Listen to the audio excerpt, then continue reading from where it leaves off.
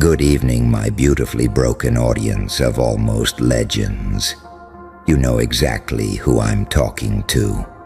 The ones who feel like their whole life is one giant embarrassing blooper reel on loop in their head. The ones who replay that stupid sentence, that awkward moment, that failure from years ago, like it dropped yesterday.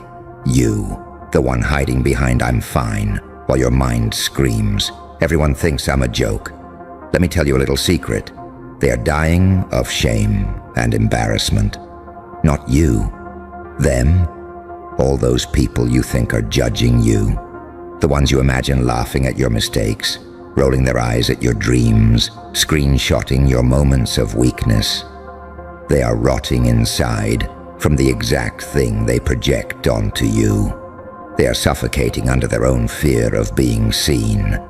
You worry they're laughing at you. They're terrified someone might laugh at them. You lie awake, replaying your worst moments. They lie awake, praying no one ever finds theirs. You think you're the weak one. You're not. You're just honest about your scars. They're not. Look at the world you live in. Everyone's filtering their faces, editing their words, curating their vibes, deleting anything that makes them look human. You post something real and they smirk. You show your flaws and they act superior. But behind closed doors, they're choking on the same shame they pretend they don't have. You think they're better than you? They're not better. They're just better at pretending. They're dying of shame and embarrassment because their entire existence is built on, "Please don't see the real me." That's their whole religion. Their God is public opinion. Their prayer is, "Don't expose me." And you're here, listening to a lunatic who paints his face and laughs at the rules. Which means one thing: there's a part of you that is done. Done apologizing for existing. Done shrinking to fit their comfort. Done letting shame chain you to who you used to be. You think you're the embarrassment. But let's do a little reality check. Think about the people you're scared of. The ones you imagine whispering your name in group chats. The ones you picture judging your haircut, your clothes, your career, your relationship status, your failures. Take all of them, line them up. You'd see a row of people who are constantly editing themselves so no one sees their panic, are still haunted by what someone said to them in school, still hear their parents' disappointed voice when they fail, still stalk their ex's profile and pretend they don't care. And every day they scroll and scroll, comparing, lurking, hiding. Every day they see something that reminds them of how they didn't live up. Every day they feel that sting, "I'm not enough." That's shame. That's embarrassment. That's them. They are dying from it. They don't grow from it. They don't face it. They don't transform it. They just hide. You think their silence means they're powerful. No. It means they're scared to make a wrong move. You're scared to post because what if they laugh? They don't post anything real because what if someone sees the real me? Tell me, who's actually trapped? You're not embarrassed because of what you did. You're embarrassed because of what you think they think. Let that sink in. Your entire emotional prison is built on other people's imaginary commentary. Other people's imaginary opinions. You're sitting there, heart racing, replaying the moment you stuttered, the day you got rejected, the time you tried and failed, the time you cried in public, the message you sent that got left unread. And you think that's the crime. No. The crime is that you're letting people who can't even sleep at night with themselves decide how you feel about your own life. They're dying of shame and embarrassment. You're just letting their disease infect you. Let's talk about your cringe for a second. You cringe at the old version of yourself? Good. That means you grew. That means you're not that person anymore. A normal person cringes and hides. You're going to learn to look at that cringe and say, that's where I started. That's my receipt that I moved. You feel ashamed of your mistakes? Good. That means you care. But the goal isn't to stay ashamed. The goal is to convert it into wisdom, fuel, teeth. They don't do that. They pretend nothing's wrong. You're ashamed of your past. They're ashamed they never even tried. Hear that again. You're ashamed of trying and failing. They're ashamed of never having the guts to try at all. Who do you think is actually stronger? That moment you can't stop replaying. That thing you wish never happened. That night you wish you could erase. If you faced it fully, if you squeezed every lesson and every ounce of power out of it, it would turn from a scar into a weapon. But you've been taught that shame is a life sentence, not a phase. You've been taught embarrassment is fatal, not temporary. Who taught you that? A world that profits off your insecurity. People who never healed their own humiliation. They laughed at you when you were vulnerable because they were triggered. You reminded them of their own weakness and they hated you for it. That's not your problem. You keep thinking, if I become perfect, they'll stop judging me. They won't. Because the problem was never you being imperfect. The problem was always them being terrified. You're walking around as if your worst moment defines your entire existence. You had a breakdown. You messed up publicly. You got rejected. You tried something and it flopped. You trusted someone and got played. Embarrassing? Sure. Fatal? No. Permanent identity? Only if you decide. They're dying of shame and embarrassment because they never outgrow it. They bury it. They layer over it with fake confidence, fake, I've got it all together, fake superiority. They laugh at you too loud, mock you too hard, gossip too much, because they're drowning. You're not meant to drown with them. You are meant to swim out, cough up the water, and say, all right, now I know what almost killed me. You keep thinking you're behind. You're not behind. You're in training. Every time you felt humiliated, the universe was putting you through resistance training for your ego. You got stretched. You got snapped. You got ripped open. And instead of using that pain to become unshakable, you built a shrine to it. You worship your worst moments. You kneel to your shame. You pray to your embarrassment. And for what? For people who can't even look in the mirror without flinching? Let's flip this. Imagine this. The next time your brain throws that memory at you, the cringe moment, the stupid thing you said, the day everyone saw you break, you don't run away from it. You don't say, ugh, I hate myself. You say, yeah, that happened, and I survived, and I'm still here, and I'm smarter now. And if you knew what I went through and I'm still standing, you'd be scared of what I can become. That's the shift from I'm so embarrassed to that was one chapter, not the whole book. You feel the heat in your chest when you remember that scene. Good. That's energy. Stop wasting it on self-hate and use it to build something. Start the project. Apply for the thing. Speak up in the room. Post the work. Walk into the place where you once failed, like you own the building. They are dying of shame and embarrassment because they never give themselves permission to be seen in process. You want to beat them? Stop hiding your process. You know what's really terrifying to them? A person who is not scared of being embarrassed. A person who can laugh at themselves. A person who can say, yeah, I messed that up so badly, and still keep going. That's invincibility. Shame only controls the people who are trying to look perfect. Embarrassment only destroys the ones whose identity is fragile. When you say, "I'm allowed to be a mess while I'm becoming something," you break the whole game. Think about all the people who've never seen you at full power because they only know the version of you that was busy apologizing for existing. The version of you that watered down your opinions. The version of you that swallowed your truth so nobody would feel uncomfortable. That version of you was easy to laugh at.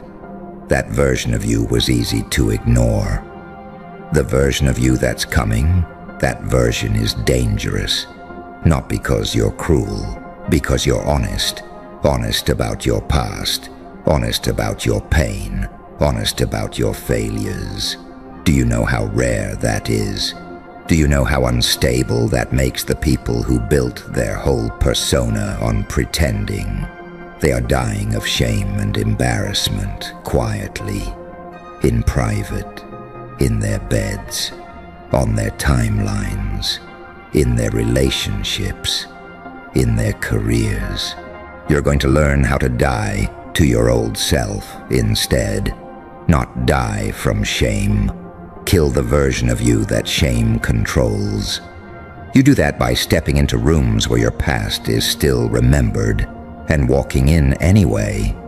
You do that by showing up online and offline as yourself, not the safe version. You do that by saying things like, "Yeah, I used to be like that," instead of praying no one brings it up. You don't have to erase your history. You have to own it so completely that no one can weaponize it. Every insult they threw at you, you pick it up. You look at it. You ask, "Is there truth in this that can help me?" If yes, you grow. If no, ya laugh. Either way, you don't bleed for it anymore. You think they're the jury. They're not. They're just other defendants, all guilty of something, screaming at each other trying to look innocent. You're not on trial here. You're on stage. You're not here to prove you've never fallen. You're here to show what it looks like to rise. Shame is only powerful when it's a secret. Embarrassment is only fatal when you treat it like poison instead of medicine. The moment you say, "Yes, that was me. Yes, I did that. Yes, I failed. Yes, I looked stupid," and the spell breaks. They lose control. Their words lose bite. Their opinions lose weight. Because what can you do to someone who's not trying to hide anymore? You're scared of being exposed. Meanwhile, they are hiding so much that if one screenshot, one leaked message, one accidental confession came out, their whole fake universe would collapse. You think you're weak. You're not. You're just raw. You're unpolished. You're in process. They're dying of shame and embarrassment because they refuse to admit they're in process too. You feel like running away from your past? Good. That means your future is calling louder. But don't run from it. Stand over it. Look at every version of you that you hate. The naive one, the desperate one, the angry one, the insecure one, the cringe one. You don't need to delete them. You need to thank them. Thank the version of you who texted back when you shouldn't have. Thank the version of you who stayed too long with people who didn't deserve you. Thank the version of you who tried something and got laughed at. Thank the version of you who didn't know better, because that version walked you to this moment. They are dying of shame and embarrassment because they never make peace with who they were. They live their whole life running from mirrors, real and emotional. You're going to turn your mirrors into windows. You're going to see through your past into what it's building, not what it ruined. You're not here to be flawless. You're here to be untouchable. Untouchable doesn't mean nobody talks about you. They will. Untouchable means they can talk, and you don't crumble. Let them whisper. Let them send screenshots. Let them gossip in group chats like it's a sport. They're dying of shame and embarrassment because their entire personality is based on not being that person. You're gonna be free because you're willing to say, yeah, I was that person and I evolved. You want power? Stop trying to rewrite your history. Rewrite what it means. You think your story is, I was so embarrassing, I can never show my face again. I see a different story. I've already survived public humiliation. I've already touched rock bottom of cringe. You think I'm scared now? I've been through the fire. Who do you think is more dangerous? The one who's always been perfect, or the one who's been humiliated and came back anyway? You know the answer. They are dying of shame and embarrassment in silence. You are going to use yours as a megaphone, not to cry for pity, to announce, I am not controlled by yesterday. I will not be held hostage by people who are terrified of being seen. I'm building something bigger than your opinion of me. The world does not belong to the shamelessly perfect. It belongs to the shamelessly honest. So the next time that memory claws its way back up, the next time you feel your face get hot, the next time your chest tightens and your brain screams, this is so embarrassing, I can't believe I did that. Answer it differently, not with, I'm disgusting, not with, I hate myself, not with, I wish I could disappear. Answer it with, yes, that was me, and now watch who I become because of it. Yes, that was me, and watch who I become because of it. You say that enough times, it starts to rewire something in that skull of yours. At first it feels fake, like you're lying to yourself, because you're used to that other script. You know the one. I'm a mess. I always screw things up. Everyone remembers what I did. They probably still talk about me. You've rehearsed that script for years. You've performed it so well, you don't even notice you're doing it. You walk into a room and your brain already decided you're the most embarrassing person there. You open your mouth and your mind is already apologizing before you speak. Meanwhile, the people you're scared of are glitching inside their own heads every time they see a version of themselves they can't control. That old photo, that old relationship, that old job, that old rumor. They're not better than you. They're just more committed to the lie. You see someone who looks confident and you instantly shrink. You assume they've never felt your kind of humiliation. You have no idea.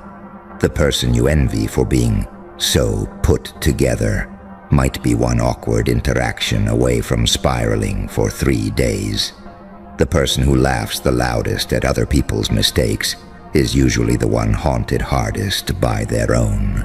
They are dying of shame and embarrassment, and you're over here acting like you're the only open wound in the room. Look at your life for a second. Seriously, do a little mental montage. Think of the times you felt like the whole world saw you fall. That thing you posted and instantly regretted. That job you lost and felt like a walking failure. That person you cried over who didn't even care. That moment someone disrespected you in public and you froze. You can still feel it in your body, right? That weird hot flush in your chest, that sinking in your stomach, that I want to disappear feeling. All right, here's the twist. You survived every single one of those scenes. Your heart kept beating. Your lungs kept pulling air.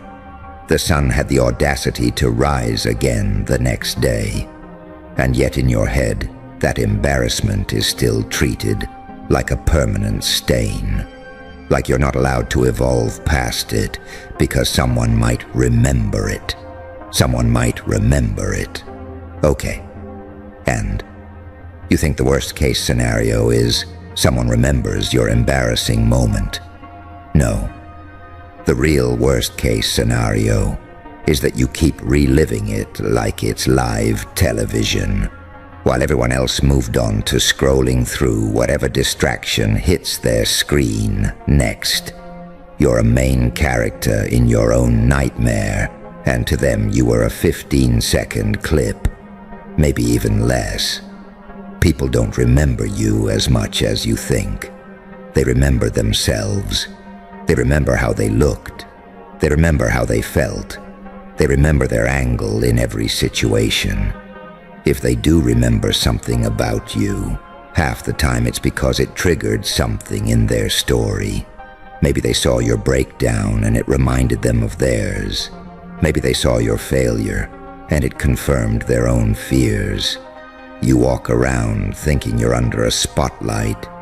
Truth is, everyone else is too busy adjusting their own spotlight to actually stare at you for that long. That voice in your head that says, "Everyone saw that. Everyone remembers that." That's not reality. That's your shame turning the volume up on your inner critic and calling it evidence. And here's the dirty joke of it all. The ones who poke at you, who mock, who gossip, who love pointing at your low points. They're not doing it because they're strong. They're doing it because your vulnerability reminds them that they're one step away from the same fate. They're dying of shame and embarrassment because they refuse to accept one simple truth. Being human is humiliating. Existing is messy. Caring is risky. Trying is cringe. Loving is dangerous. Wanting something is exposing. Every single person you know is walking around with moments they hope no one brings up. Some of entire eras they'd like to bury. You think you're cursed because your humiliation feels loud. What if that's not a curse? What if that's an initiation? You don't get to become powerful by staying clean. You don't get to become fearless by never being seen in a weak position. You become powerful by learning how to stand up in front of your own history and say, "Yes, that's all part of me." You know why heroes in stories always have tragic backstories, right? Not because pain is glamorous, but because pain breaks the illusion. Once you've been broken publicly, once you've been laughed at, once you've tasted that burning embarrassment and lived through it, something fundamental shifts. You start to realize, if that didn't kill me, what else have I been overestimating? You overestimate their judgment. You overestimate their memory. You overestimate their power over you. They are dying of shame and embarrassment, and they're trying to hand that death to you like a passed-down inheritance. You don't have to take it. Picture that moment you're ashamed of right now. Like actually let it play in your head again. The thing that still makes your face twist when you think about it. The thing you avoid mentioning. Watch it. Pause it. Like a scene in a movie. Look at that version of you. The one who didn't know better. The one who cared too much. The one who trusted the wrong person. The one who tried something that didn't land. You look at them and you feel anger, regret, disgust, embarrassment. You want to scream, "Why did you do that?" Try something different. Try looking at that version of you and saying, you were doing the best you could with what you knew. You were brave enough to act. You were brave enough to feel. You were brave enough to show up. That version of you isn't pathetic. That version of you is evidence that you're not a spectator in your own life. You got hurt because you were in the game. You got laughed at because you stepped onto the stage. You got rejected because you opened your mouth. Meanwhile, The critics in the back row are still hiding behind their seats, dying of shame and embarrassment every time they imagine being where you were. You keep treating your scars like proof you're unworthy. They're proof that you've lived. People who never risk anything don't avoid shame. They just experience it from a different angle, quietly, alone, at 2 a.m., when they realize their whole life is built around